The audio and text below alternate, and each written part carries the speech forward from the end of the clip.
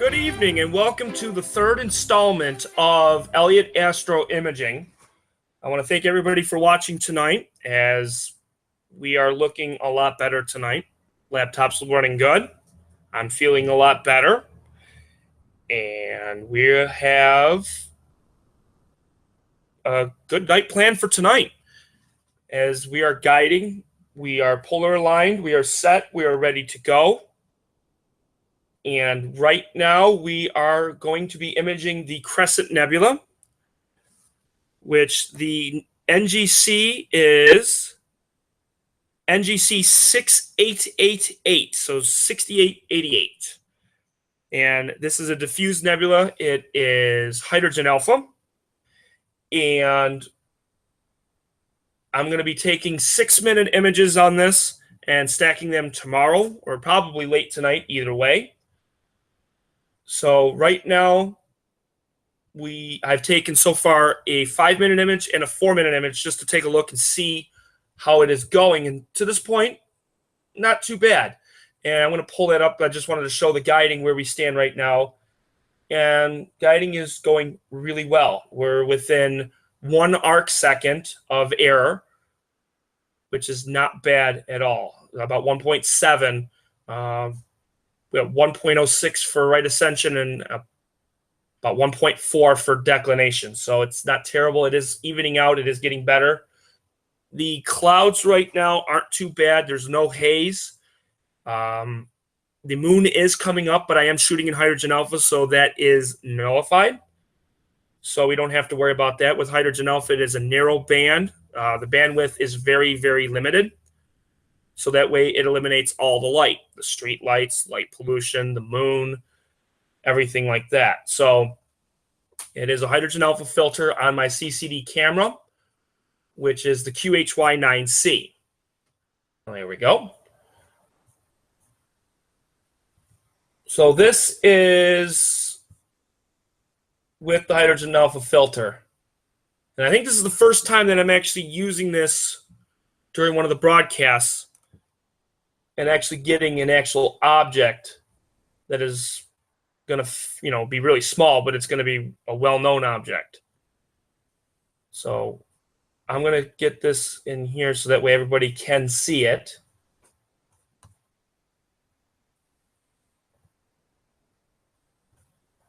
Right here. And again, this is the 5-minute image. And where it shows the actual crescent is you're going to have the 3 main stars that create a triangle that you can see here. And then the crescent actually falls right on that bottom lower left star and hooks around and goes around this way. So if you look carefully, you will be able to see the actual nebulosity. And again, this is only one exposure. When you do stack them one on top of the other, you will be able to see more detail. You'll be able to see it a little bit better. And you also take the red channel, as when you use the cameras, they have 3 channels, red, green, and blue. And the red channel is what you use specifically for hydrogen alpha, as that will actually show the emission gas and you'll be able to see it. So it is buffering right now. It is going to download the 6-minute image to see how we're doing with that. Okay. And I just have to change the histogram to show it, to see it a little bit better.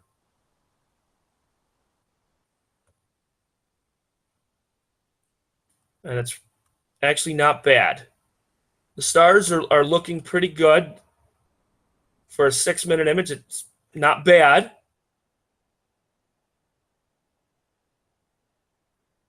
Yeah, we're actually looking pretty good. Now, for the wide field view, I'm going to zoom it in here. There we go. Not too bad. Now, I did not center it tonight. His guiding on this spot was really, really good, so I wasn't gonna mess with it. So I decided to just leave it as is. But it's not bad, especially on the corners. The stars are not bad at all. We don't really have that much of aberration or drifting or anything like that. It's looking pretty good. And again, as you can see, it is right here. I'm going to take about 5 or 6 of these tonight. I am waiting for Mars to come up. It is right behind the trees currently right now. And I was hoping it was going to get it before I started the broadcast, but unfortunately it is not in range right now. I do not have the equipment right now to do planetary. Getting it with the 80 millimeter is good, but I won't get detail. I used to have an 8-inch, as I was talking about earlier, and the 8-inch reflector would definitely get the surface detail of Mars, and of course you can go beyond that. But 80 millimeters, all it's really just going to show up is just a bright star. I could put the Next Image 5. Next Image 5 is a planetary camera, but it won't really show that much, and it's going to be more hassle to take off the cameras that I currently have now and put on something. So that will have to wait. So I will be missing the Mars Opposition Day, May 22nd, 2016, where Mars is as closest to the Earth in the last 10 years. Opposition meaning that it's on the same side of the orbit as Earth, so it's on the same side of the sun. Sometimes it will go on the opposite side, so that it'll be actually very, very dim. Mars can range anywhere from -2 magnitude to as high as +4 magnitude. And of course, the magnitude is described in my website at www.elliott-astronomy, elliott-astronomy.com. And through the Astro Basics, it will actually explain magnitude. And it ranges anywhere from -30 to the brightest thing that is out to the dimmest, which is +30. A couple of examples would be the sun is -27 magnitude. Goes all the way to a full moon like yesterday, which is -12. So it is bright, but will not burn your eyes.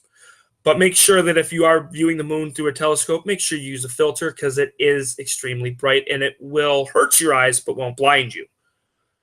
Then we work our way down to, as I said, with Mars tonight being a -2.1. So it is extremely bright. Vega is -2, so it's the brightest star that's out. Then you start getting down to the zeros and then works its way back up. For planets, Jupiter is about -1 right now, but again, that can fluctuate too, ranging depending on where it is in its orbit and our orbit. So that ranges. For Pluto, which is the dwarf planet, that is +14. And I do have on my website where you can actually see what you can get with a certain telescope. So like if you have a 3-inch telescope or 4-inch, you can go as high as 11th magnitude. If you have a 6-inch scope, it increases. So that's all on there. So you could definitely take a look at that. It's fun material to look at. And yeah, it's not bad. So this image is almost done. And then we'll be able to look at the 2 of them together. So again, I'm going to be doing, it says I'm going to be doing 12 images, but I'm not going to be doing all of them. So what I am going to do is I'm going to pull up again from one of the same thing that I used last time, which is the Deep Sky Stacker Live. Yeah, it's running really well tonight. It's running extremely well. And we are doing really good for guiding tonight.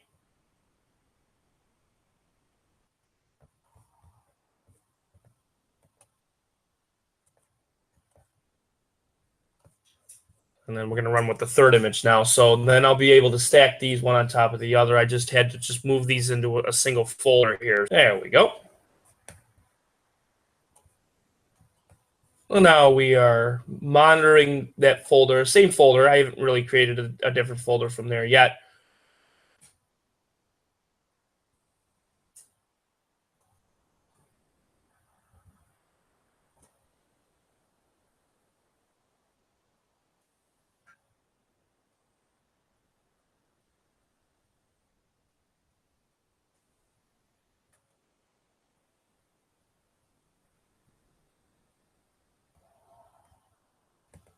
I do need to get a mouse for the laptop. I was having problems last time of trying to get the Zoom to work on the laptop. One of the USB ports is not exactly working exactly the way I want it to, so the mouse is not working, and I don't really want to unplug the cameras or the hub or anything like that. So I'm going to leave it as is. I'm not going to touch it. I'm not going to do anything with it, so I'm just going to leave it as is. So I'll figure out how to get the Zoom to work on it. It's very touchy, so I haven't got it to actually do it where it would actually zoom in. There we go. Now we got it. Okay. So now I zoomed it in a little bit, so now you can see it. I do have a little bit of light leakage through the, I think it's the filter wheel. I'm going to have to try to see if I can patch that up, but overall, I'll take care of that. That's not too bad, but you can definitely see the nebulosity, which is really cool. You can definitely see the 3 stars, 1, 2, 3, and then there's the wisp right on the side here. I'll post the finalized image when I'm done, and then you'll be able to see it in color and also in black and white. With hydrogen alpha, I like to use it in black and white because it just gives out more detail. With the red and with the light pollution, trying to do it in color is not exactly great. Granted, yes, it is a hydrogen alpha filter, and it does eliminate almost all the light. Sometimes some of it can get in there, and it can mess up the image a little bit, but not too much. So then it'll look really cool. So let me put in the other image now.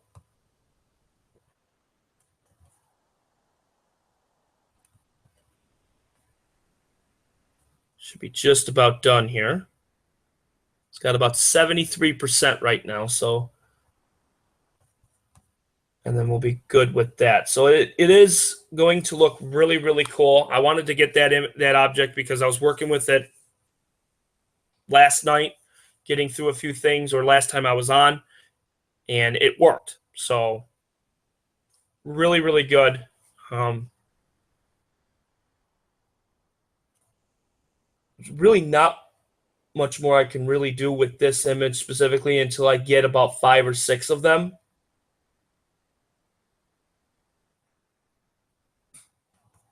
But what I can do here is I can show everyone where it is in the sky. Crescent Nebula, which I already have up here, I was showing somebody earlier of where I am compared to the Crescent Nebula. So I am off a little bit. I was moving a little bit on there, and I just haven't adjusted it. But where I am in the sky, the Celestron Next Star, the ASC, this is where my telescope is pointing at currently right now as we speak. And the Crescent Nebula sits right here. The information on it is a diffuse nebula. Rose today at 8:04 p.m., so it's 2 hours after. It is in the constellation Cygnus. Its altitude is 19 degrees above the horizon. And the apparent magnitude is at 10. And if we go to info, pretty much the same thing.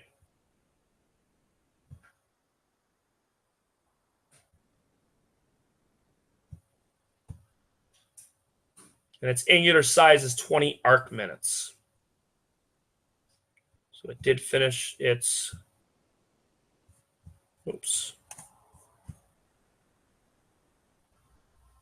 Yeah, it's running really well. So we're doing really, really, really well. Stars are looking pretty dead on. So tonight is going to look really good. And this is running 6-minute images. So right now, currently, we have 2 of them in there.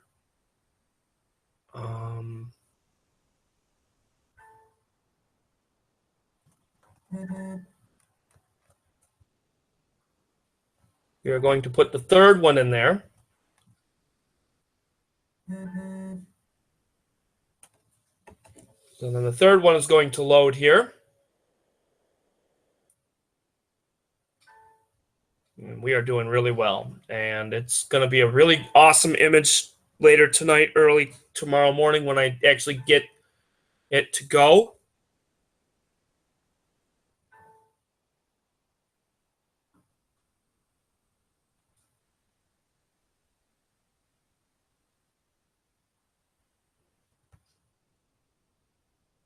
Stacking, or whoa boy, guiding has moved big time. A cloud must have just went right through and messed up this big time.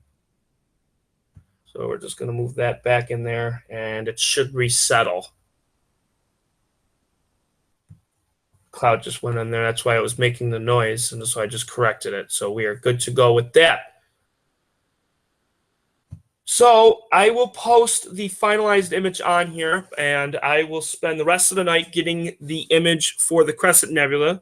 Don't want to waste too much more of anyone's time of going through with this. I just wanted to make this another short image session of about 15 to 20 minutes, and it shows everybody where we stand for imaging tonight. If I have time later tonight, I will go to Mars, and I will direct it to Mars, and I will get a couple images of that.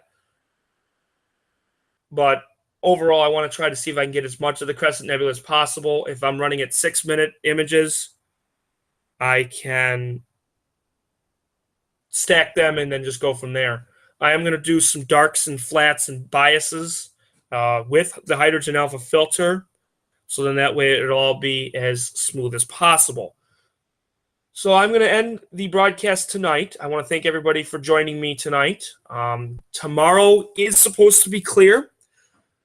I don't have anything on the agenda yet. I will look and see if there's an object. If there's an object that somebody wants me to get that is in the northeastern horizon that rises at about 9:30 or 10 o'clock at night, by all means, comment in the Elliott-Astroimaging group on Facebook or on Google, either way, and then I will respond, and I might take it into consideration, as I want to do as many objects as possible, and I can do between 6 to 7 minutes, regardless if it's hydrogen alpha or the standard filter of the Orion Sky Glow. So either way, just let me know, and then I can just get a plan going for tomorrow.